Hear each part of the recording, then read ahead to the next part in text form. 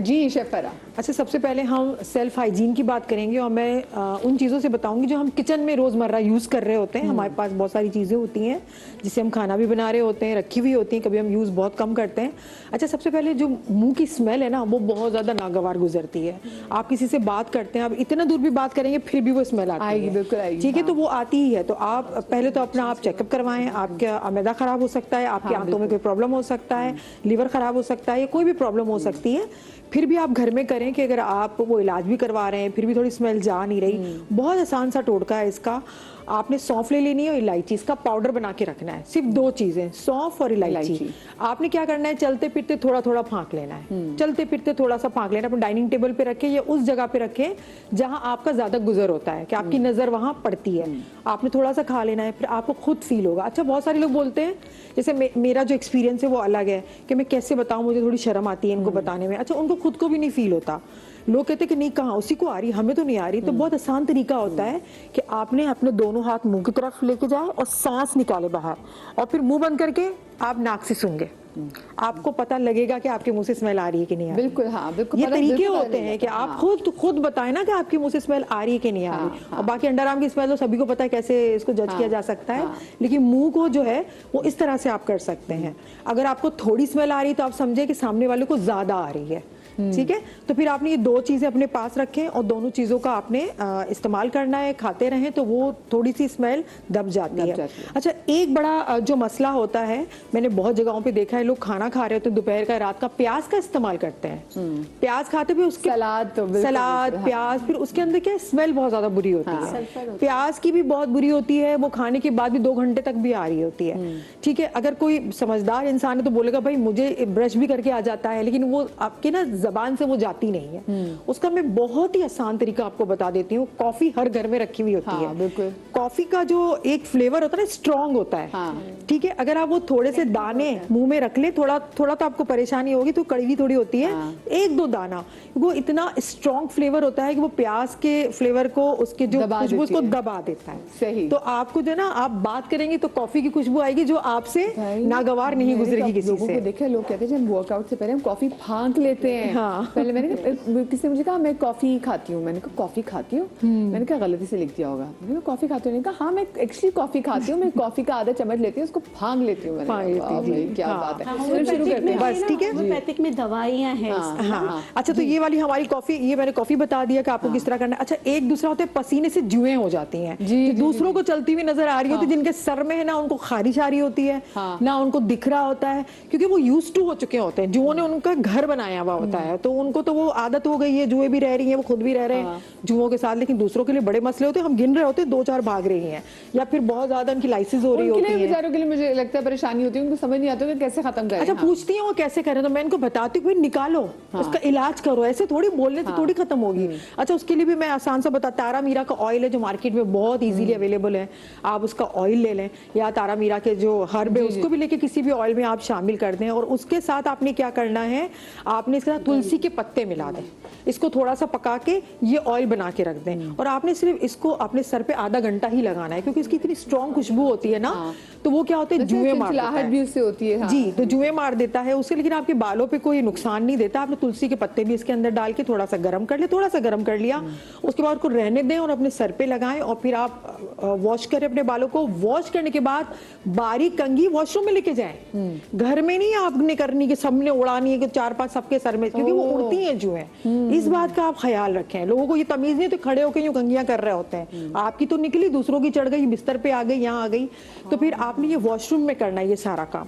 फिर आपने बाहर निकलना है, अगर आप चाहते हैं अपने आप से मोहब्बत और अपने घर वालों से मोहब्बत, तो ये आपको इस चीज का ख्याल रखना है। अच्छा, दूसरी चीज होती है कि हम खारिज कर करके ना, एक तो हाथ धोते नहीं है अपने, वो जब टाइम मिलेगा पानी से धो लिया, धोआ तो था, लेकिन आपको सही से सोप का इस्तेमाल करना है, ठीक है। वो पानी से धो के निकल जाते हैं, खारिज हो जाती है। शेफ या कोई भी हो तो प्लीज अपने बात किचन में भी रखिए, सोप पर रखिए, एंड मेक श्योर कि वो हाथ धोता हो, क्योंकि मैंने अक्सर ऐसे लोग देखे जो घर किचन में काम कर रहे हैं कि वो इसी से खारिज कर रहे थे, इसी से रोटियां बना रहे होते हैं, ये खुरक रहे होते हैं।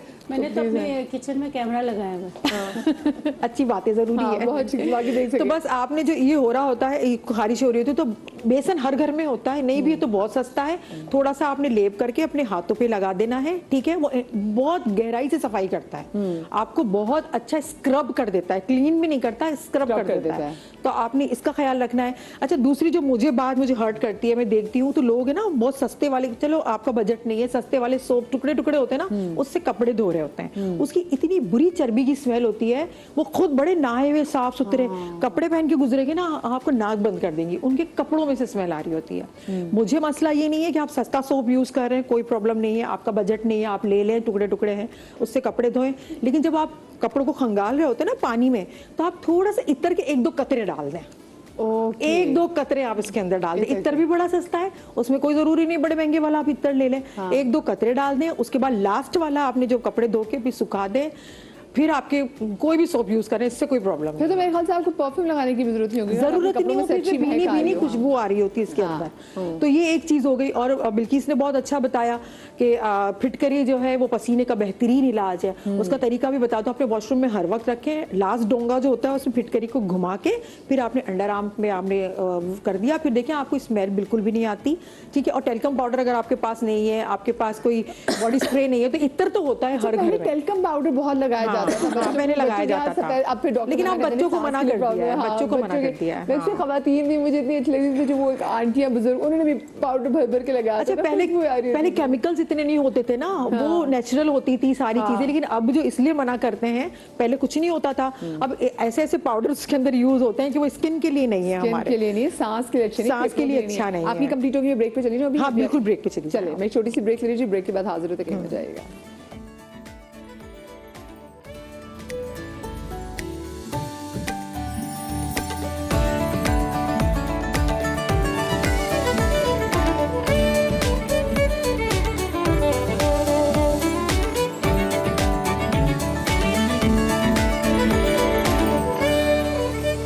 जनाब, welcome back after the break. और आज हम बात कर रहे हैं सेल्फ हाइजीन के हवाले से। अच्छा, एक चीज़ तो मैं ज़रूर कहना चाहूँगी, आजकल बहुत फैशन है, हम तो भी पिटर होते हैं कि आपके नाखून साफ होने चाहिए।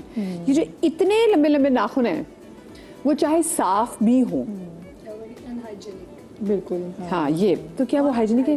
मतलब वो जो फैशन के चक्कर में मैं अक्सर वो देखती हूँ ना कि मुझे बात करते हैं इधर, हाँ कुछ भी लड़कियों ने इतने लंबे लंबे नाखून पता नहीं लगाए हुए हैं, नहीं जेल वाले नाखून, वो जेल भी इतने बड़े, मतलब आप वो देखिए वो कितने अच्छे लगेंगे। उससे कुछ होता भी नहीं, आप कुछ काम भी नहीं कर सकते और इतने पैसे खर्च करके आप उसे रिमूव भी नहीं कर सकते। आपने बाथरूम जाना है, आपने सब चीजें करनी है, आप उन नेल्स के साथ वो चीजें कैसे कर सकते हैं?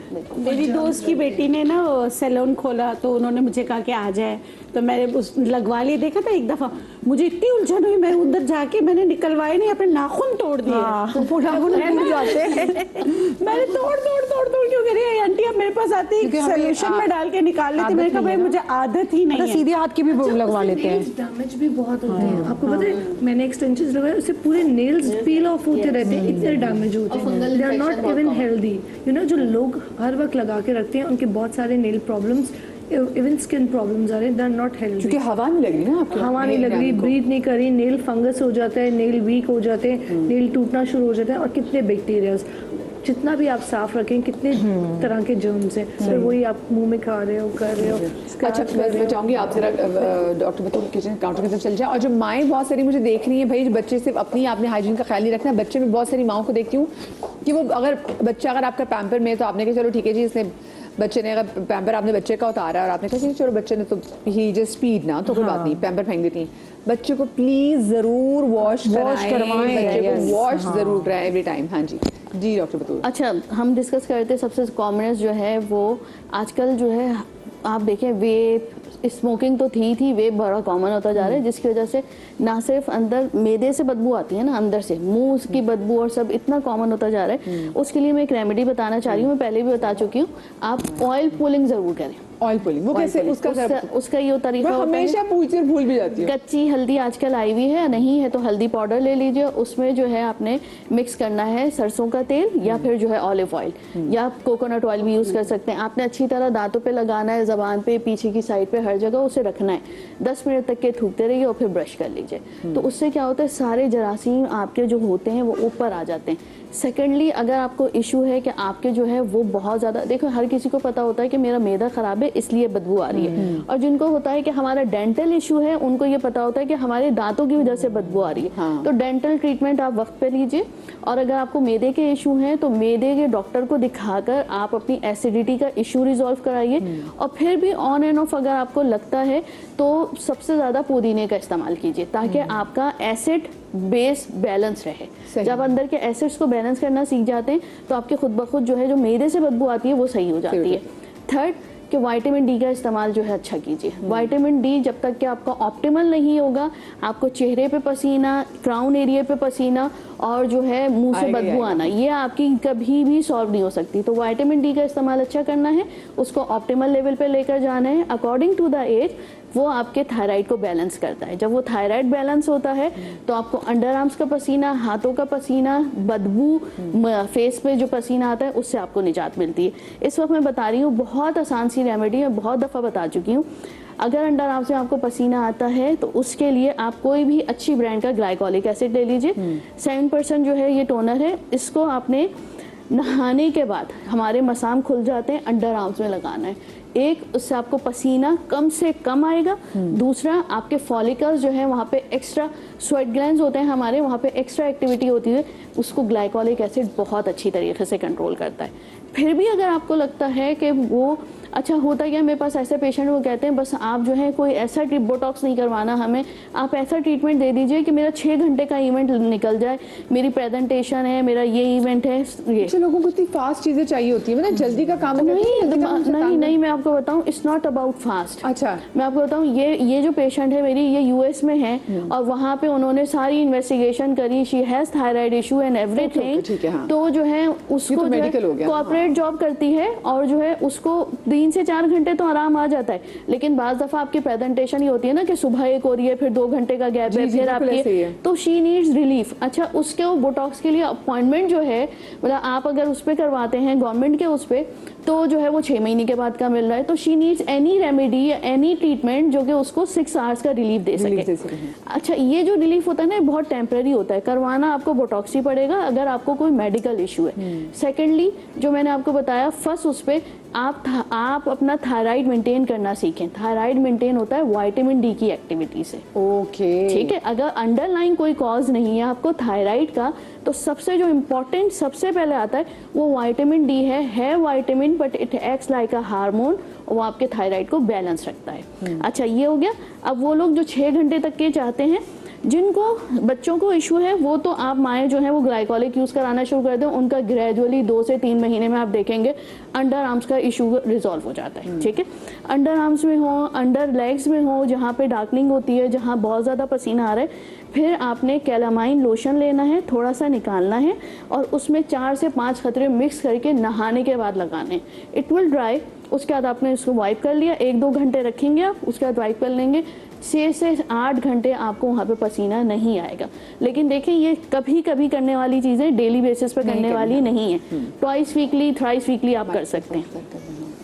अच्छा, सेकेंड रेमेडी जो मैं बता रही हूँ वो है कि हमारे फेस पे बहुत पसीना आ रहा होता है और माएँ और जो लेडीज़ हैं वो कहती हैं कोई ऐसा सन ब्लॉक बता दें जो ना किचन में ही मौजूद हो, हम लगा लें, सन ब्लॉक का भी काम दे, पोर्स भी मिनिमाइज हो जाए और फ्रेश लुक भी आ जाए। क्योंकि होता है ये आजकल की गर्मी में, तो आपने कोई मेकअप किया ना तो मेकअप बाहर निकले। मेरे तो खुद अपर लिप से सबसे पहले पसीना आता है, अपर लिप से हट जाती है, गायब हो गया। तो वो मैं बता रही हूँ बेसिकली।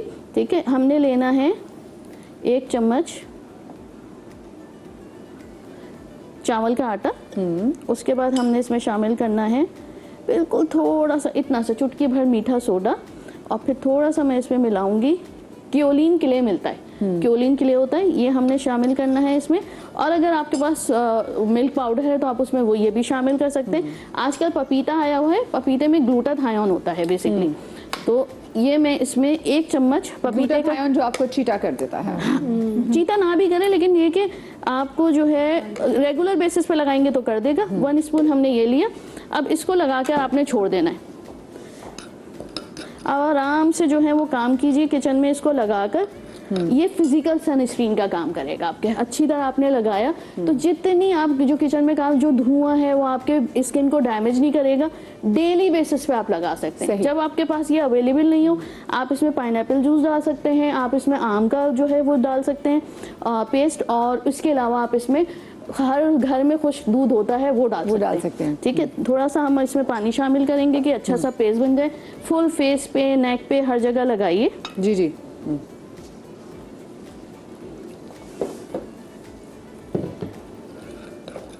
ये हमने इसमें पानी शामिल किया। और ये रोज का रोज बनाने वाली चीजें, ये चीजें आप अपने पास रख सकते हैं।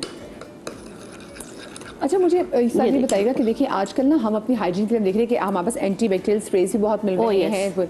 तो क्या ये सब, क्योंकि अब देखिए आजकल जो स्किन की वजह से भी बहुत सारी बीमारियां जो है खवातीन को वो स्किन की वजह से हैं।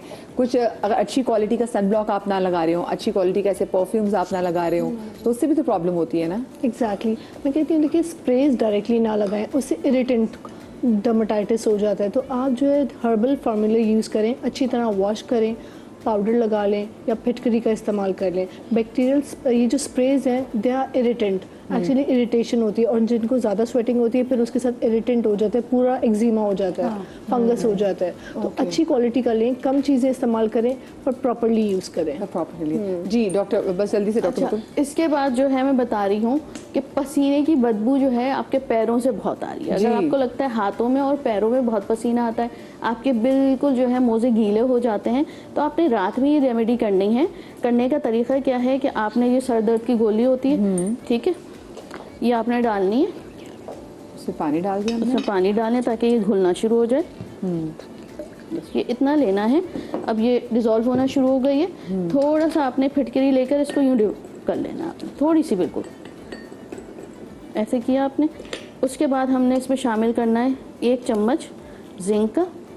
और दूसरा ये कि जिनको लिवर का इशू है और लगता है कि थायराइड की प्रॉब्लम हो रही है, उनको इस वजह से पसीना आता है, उनको जिंक का इस्तेमाल करना बहुत ज़रूरी है। एक, लिवर को डिटॉक्सिफिकेशन करने के लिए, मेटाबॉलिज्म अच्छा रखने के लिए बहुत ज़रूरी है। दूसरा, वो जिंक लें जो बायो अवेलेबल हो, बायो अंदर उसकी डिजोल्व अच्छा करता हो। तो बायो जिंक आती है, वो वाली जिंक जो कि अंदर जो है तेजी से डिजोल्व हो जाए, आपके एक एक सेल में जाकर उसको स्ट्रेंथ प्रोवाइड करे। सही। ये हमने बना लिया। अब इसका तरीका क्या है, गोल जो है कॉटन वाइप्स मिल जाते हैं, टिश्यू है आपके पास, कोई भी ऐसी चीज़ें आपने ये किया, उसमें डिप किया और अपने नीचे सोल में रखना है। रखकर कोई प्लास्टिक मान लीजिए और सो जाइए। आपके जितने ये पूरा फुल्ली टॉक्सिन्स जो है ना डिटॉक्स कर देगा, ये आपको सुबह निकल जाएंगे। Thank you so much girls, आपको बहुत शुक्रिया।